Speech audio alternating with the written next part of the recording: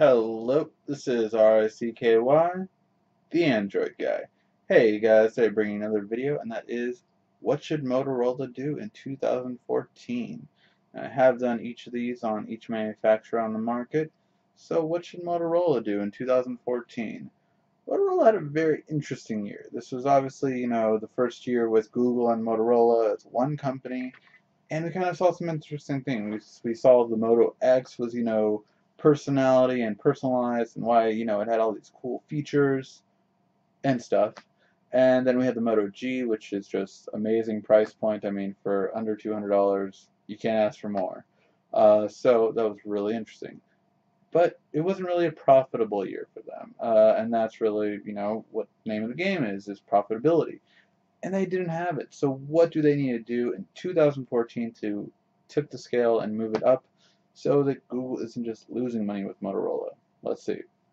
One, you cannot win with features on Android. What I mean by this is, Motorola tried to go against the $199 price point of the S4, the HTC One at the time, with their Moto X, which was lower hardware.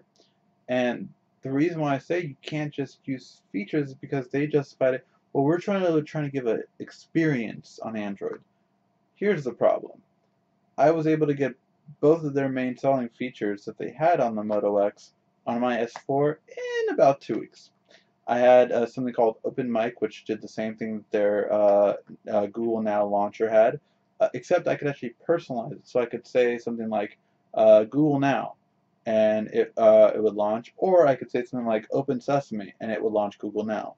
So that was a bit better than what Motorola did, and that was their main feature that they had for that phone. Second thing is they had dynamic notifications, which is now an app called Dynamic Notifications. So this was the things that I was kind of like, you can't win on Android with just features because they're soft. If all you have is just software features, unless it's something like split screen, which I guess developers haven't been able to keep up with as much because it's built into the OS, it's not going to work out the same. And that's the thing, that you just can't have just features because unless it's features to work with the hardware and not just with the processor, but work entirely with the hardware so that you can't replicate it, it's going to be copied on Android, and it can be on any other device out there. I mean, look, people have found ways to get the gears to work with the HTC One and LG already. So, I mean, it can be done. And although that is for, the techie demographic, if a regular consumer just comes in and sees, oh, this has more megapixels, this has more battery, this has more me, so I'm going with this, not this. You can't win with just features. I'm sorry, but in Android you do need hardware to back it up. Plain and simple. And if you don't believe that argument, look at the sales. Design the next level. Motorola used to be iconic for its designs.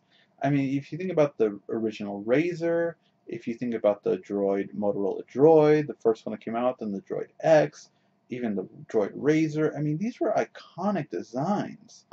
The Motorola X and Motorola G seem very plain. I mean, yes, you can personalize, and I'll get into the personalization thing in a second, but really, I mean, there's just not wow, because that's what I had with them. When I had my Motorola One, I loved the feel of it, the texture.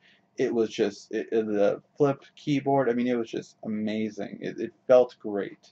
The Razr, obviously one of the top selling phones of all time. I mean, they were iconic designs, but these new ones are just meh. So that's where it really needs to change. Now, personalization. Personalization should not be the Moto X way, it should be the Moto G way. The reason why is because you should be able to change out the covers to make it more personal to you. So if I want a green phone, if I want a pink phone, if I want a yellow phone, I have these options. So yes, that's a great idea, and plus carriers will love to have that there because that way they can sell it as an accessory. And that's one of the main things that helps your phone sell, is if you have accessories to sell with it, then it'll sell better. So one thing I definitely think is the Motorola G had a much better personalization compared to the Moto X, which I have to buy a card in order to order this phone to be personalized for me. Although obviously it's not a slow process by any means. They did it quickly, but consumers, we want it now. We want to go home with that phone. So the Motorola G route is a much better personalization and it will sell better for a new flagship than the Moto X way was. It was just, it took too long.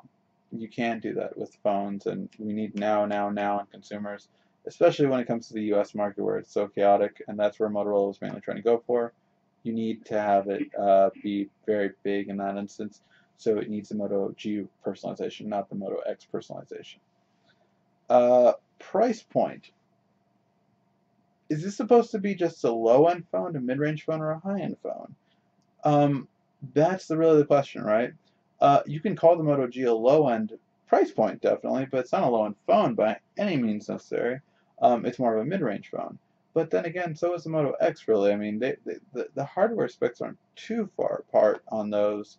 And that's why I think Motorola, if they're going to become, okay, let's become this company where we're going for price point over anything else, and that's what we're doing, then become that, and let it be known. We want our consumers to not pay as much. We have a dream that our consumers will make a lower price point.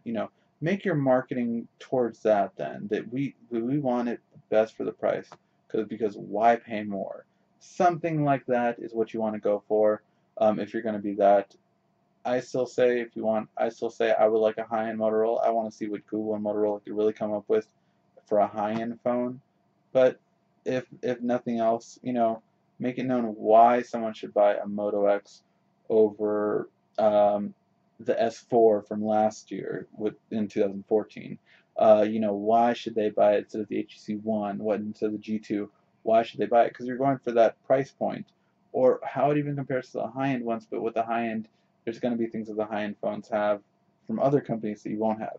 So, I think Motorola can do really good in the mid-range price point if that's what they go for, and they don't start off high and then drop price because they're not selling, which is what happened with the Moto X.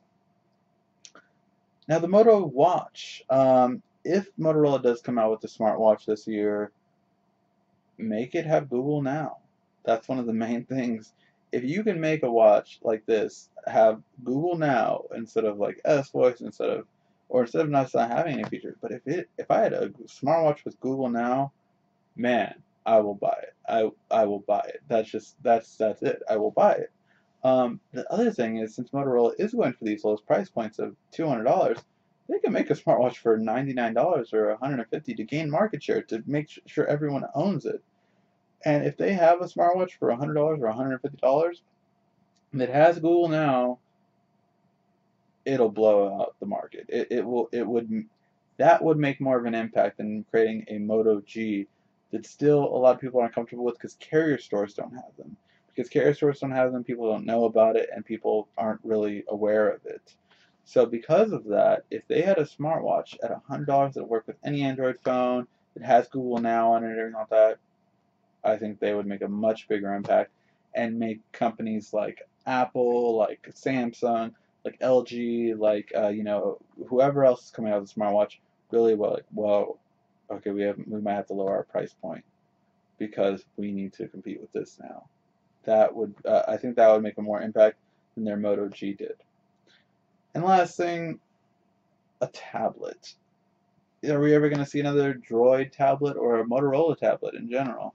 I like the Droid X tablet. I like how that would sound. But really, where I can see Motorola making a bigger impact, if they do this in the commercial side, or have done it in the commercial side, is make a tough tablet. Make a tough design tablet, maybe with a built keyboard or a slide-out keyboard or a keyboard case, so that way you protect the screen, and when it's in this keyboard case, you can drop it and it's okay. I think investing in that would be there really different, and people would realize that, yeah, because Motorola's have always been pretty tough and they've always been durable. So I think that really fits with what Motorola as a company was known for in the past, and they could easily be known for again. I would say that the Droid name might be better for something like that, but I mean, if they want a Moto X tablet, then make a Moto X tablet. But I really think, or Moto T for the tablet. But it really, I think, would be really interesting. I think that's how they could get in the tablet ecosystem, make themselves different. We have a lot of tablets that are just there that aren't selling because no one cares, because they're interchangeable. Toshiba, HP, Acer, Asus. These tablets are all like, oh, which one do you want? Because they don't make much of a difference depending on just the hardware. But the user interface is all the same. So that's where you really have to change. And Motorola is basically stock Android now, so you're not making a difference with software as much as you used to. So make a difference with hardware, make it stand out. And a tablet, durable tablet, I think it's something that the industry doesn't have right now because everyone has to get an OtterBox, or if they have a keyboard case, then it's not durable. So what are you going to get? Make a tough keyboard case tablet, and I think Motorola will do very well with that. And they have the marking style that would fit that the best.